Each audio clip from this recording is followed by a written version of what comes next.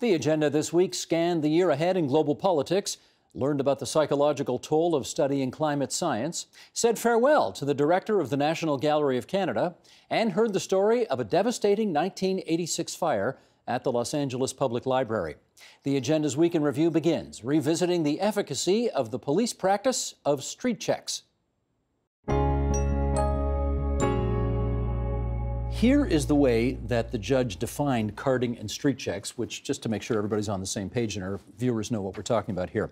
Carding, situations in which a police officer randomly asks an individual to provide identifying information when there is no objectively suspicious activity, the individual is not suspected of any offense, and there is no reason to believe that the individual has any information on any offense.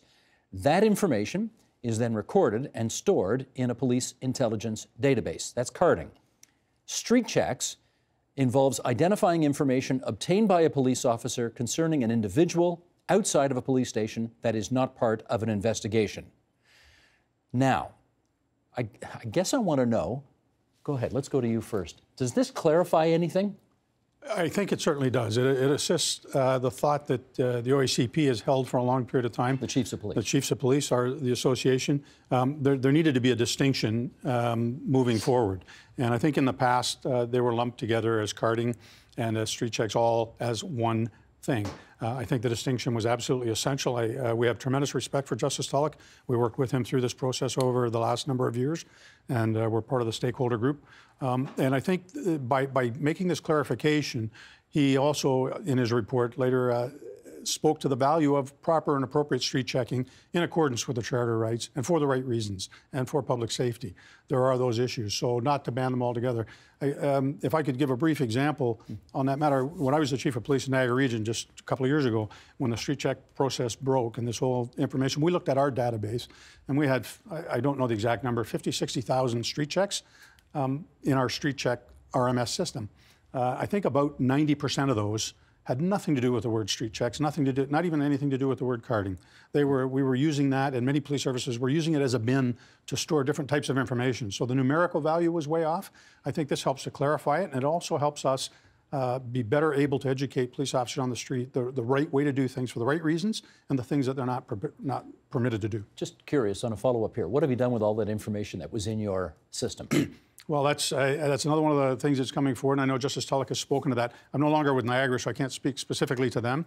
I do know that that information from previous is locked down under the control of the chief of police in each jurisdiction according to the regulation that was passed by, or the initial regulation that came forward.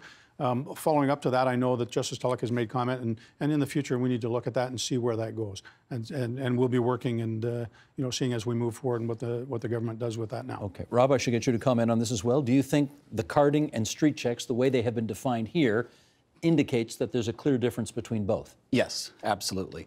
I actually think Justice Tulloch got it right, and we fully support that. We do not support, the OPP Association does not support anything that is arbitrary or random in its nature. And he's aptly pointed out that there'll be little to no value in that as well. You know, I was taught at an early age never to take away someone's dignity. And when you listen to members of communities that come forward and they talk about their experiences, you know, we have to listen. But at the same time, through the process, I was in those rooms a couple of years ago pushing very hard for the bifurcation of these two issues on behalf of our members in saying, listen, we need to get this right off the get-go.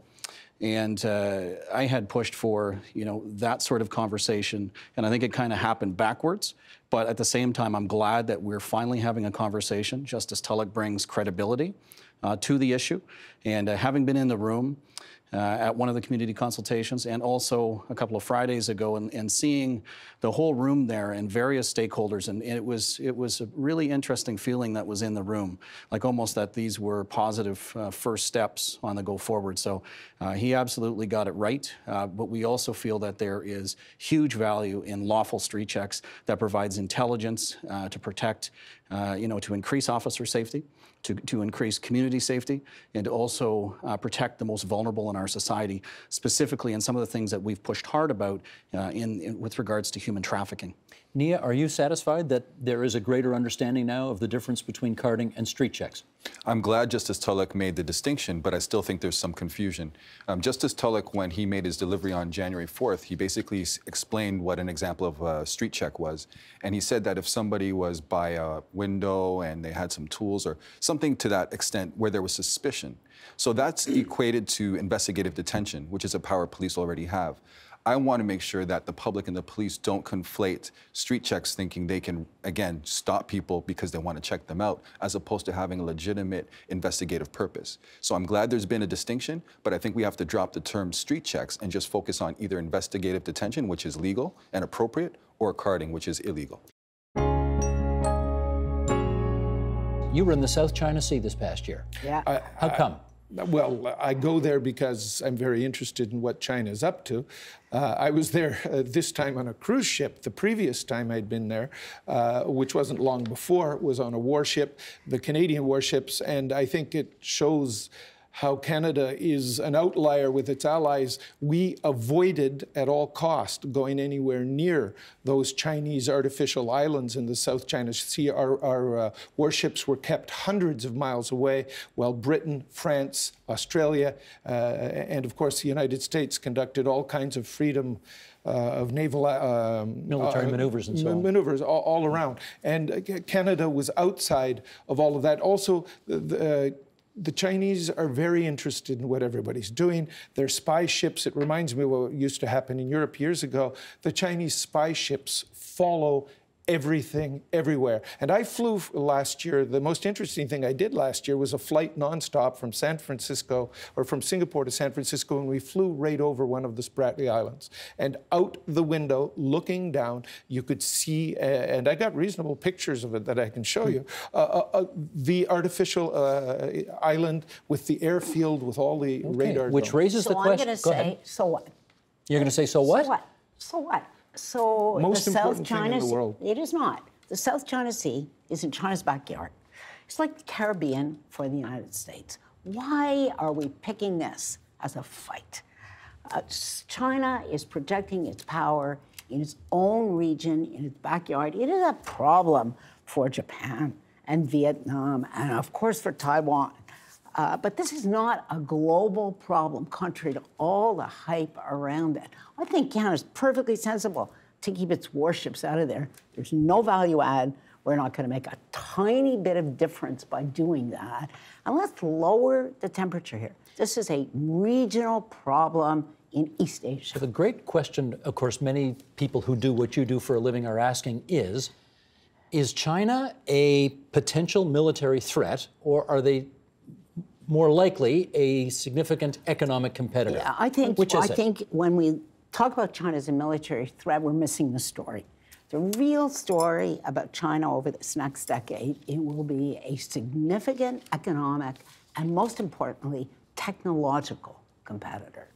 And we're actually in the middle of this in our country right now, because we are having a very inflamed discussion about Huawei. Well, Huawei is a leading technology company because it provides state-of-the-art technology and its 5G platform at lower cost. But there is no trust that the Chinese government will not use Huawei as an instrument of its foreign policy and to spy.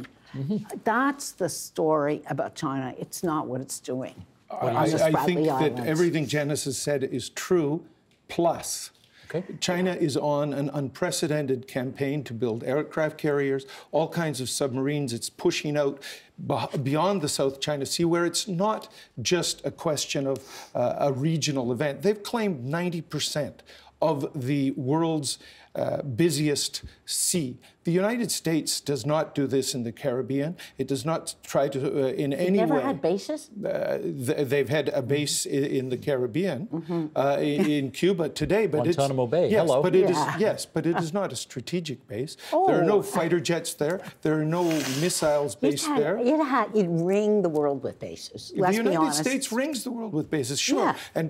And now, when you go to Djibouti, the Chinese are there. The Chinese have been in the Baltic Sea with their warships. They've been in the Mediterranean. They're becoming a blue water navy. And anybody who does not, they have copied This is totally new development that they intellectual property. They stole all the plans for the F-35, their J-20 fighter, stealth jet. But are these acts of war? Should we consider these? They will be acts of war at one point. So this is a tremendous flashpoint going forward, because China will not be just satisfied with the South China Sea. They're already conducting naval operations out into the Indian Ocean and projecting right into the Middle East. Last word on China. Yeah, so let's just say the United States did everything that Matthew described China doing for a very, very long time. We did not describe that behavior as warlike or as aggressive. Because they're a democracy and they're our friends. No, it's because they're our friends. Okay. And we like them, and we trust them. But we did often describe them that way. A lot of Canadians did. They mentioned the number of bases the U.S. Okay, moving on.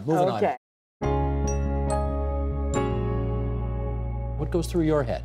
What goes through my head on those bad days is it's talking. I mean, and it's somewhat of a cliche, but talking to my son when he's in high school and he asks me, "Are we gonna fix this? Is this gonna get better?" And on my bad days, I'm like, "Well, I don't know, right?" I never have gotten to the point where I say no, right? Because I think that's Can't take away all his hope. no. Well, and I'm not there, Yeah. right? And the uncertainty of the future, I think, is really important for hope. And so, but on those bad days, because what he's asking, I think, when he says, "Are we going to fix this?" is there not hope left, but is there agency left? Are there things that individuals and communities can still do to work on this? One of the reasons that this whole issue that we're talking about tonight exploded, it actually was about 4 or 5 years ago. There was a climate scientist in Scandinavia named Jason Box. And again, going back to that Esquire piece I talked about earlier, he put the following tweet out. He said, "If even a small fraction of Arctic seafloor carbon is released to the atmosphere, we're effed." Michael, what's the best way to communicate science to the public in your view? With that kind of brutal honesty, or maybe with some restraint and optimism, even if you don't truly feel it? Well, a little bit of both, because the truth is in between. Jason's a good friend of mine, but I did comment on Twitter myself, Michael E. Mann on Twitter, about that particular tweet. And my point was, it's not binary. It's not effed or not effed. It's a matter of how effed. That is left for us to determine. The more carbon we burn, the worse it gets. The less carbon we burn, the better chance we have of preserving this climate and this planet for ourselves, our children, and grandchildren. And once again, it points to the agency that we've been discussing here. We can become active participants. We don't have to watch this from the sidelines. There are all these things that we can do from an individual standpoint and from a collective standpoint to try to make sure that our legacy will not be the destruction of our planet. Lisa, can I get you on that? The best way, in your judgment, of communicating around these issues? Well, first of all, I'm mindful. I agree with what Michael says, obviously. It's not a binary issue. And I'm mindful of the lead-tainted water in Flint. People need to know, and they will be very angry and upset if you downplay or suggest that the data is not reliable. They need to know the truth. The public needs to hear, because after all, if it isn't urgent, then what's the reason? If it's not a crisis, what's the need for urgent action? So we need to talk to the public. But again, you can't pull a person's pants down and then without turning around and segueing immediately to here's what we can do about it. That's where the legitimacy of telling the public the truth is. And again, with the facts, we're in much better shape than if we're trying to pretend putting a rosy picture on things. I wonder, in the midst of your lecturing to your students, whether any of you, and I'm sorry, I don't want to get too touchy-feely here, but anybody started to cry? Anybody? Yep. Michael, I see you nodding. Yep. What happened? Yep. Sometimes I'll be talking about not just the science, but the denial industry and the things that fossil fuel interests did to lead us astray that are so like what the tobacco industry did decades ago to lead us astray on the health impacts of tobacco. And I'll tear up, especially when I'm talking to an audience of young people, because what a terrible injustice we've done them, or we've allowed others to do them, by misleading them on what is arguably the greatest challenge we face as a civilization. Sometimes I tear up just describing that, talking about that. This is out of the New York Times from about 6 months ago regarding the digital technologies in the Smithsonian Institution in Washington, D.C. Currently, only a fraction of the museum's trove of works is available to the public at any given time, owing to limited museum real estate and the fragile nature of many of the pieces. Once the realm of academics and aficionados, artworks of all kinds can be brought into living rooms anywhere, and in doing so, keep a range of cultural objects relevant and alive. Quote, "I don't fear technology usurping the importance of art and museums. I think technology can make museums and their collections even more inclusive, approachable, and dynamic." So says the head of the Smithsonian. What's your take on that? Well, I hate to disagree with someone as august as the head of the Smithsonian, but unless you're standing in front of the actual work of art, you're not having an artistic experience. You have no sense of the scale, the actual colors, the textures, how it responds to the other things around it. No, you're not having a cultural experience unless you're before an actual work of art. It's that simple.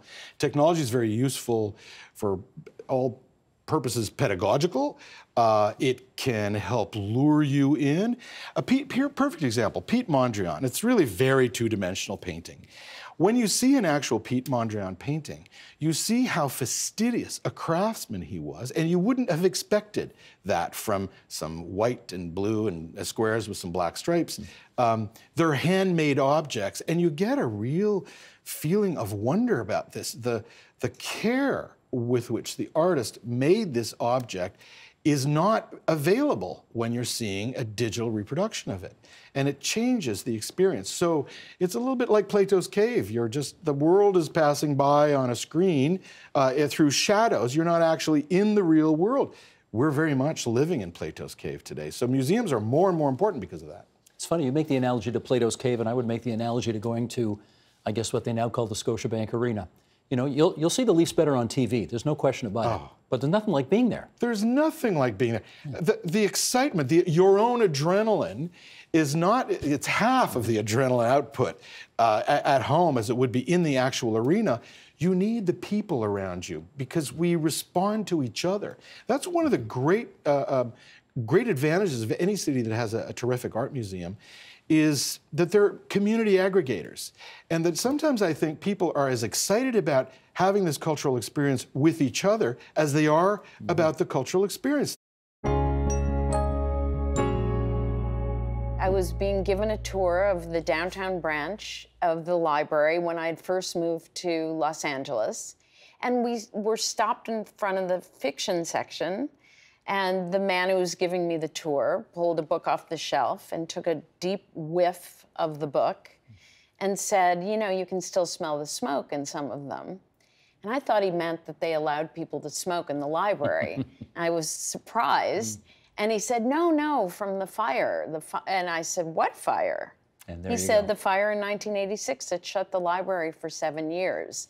The minute I heard it, I thought, I need to write a book about this. Well, here's some of the facts and figures of what transpired on the 29th of April, 1986. Go ahead, Sheldon, bring this graphic up. The fire lasted 7 hours and 38 minutes, and if you can imagine, it burned at 2,000 degrees Fahrenheit. And we know from Ray Bradbury what temperature books burn at, Fahrenheit 451. 50 firefighters were injured. More than half the fire department in Los Angeles was on that site. 1,400 bottles of oxygen were used by the firefighters, more than 3 million gallons of water needed to extinguish the fire. And these bear repeating, even though we said them in the intro. 400,000 books destroyed and 700,000 books were damaged.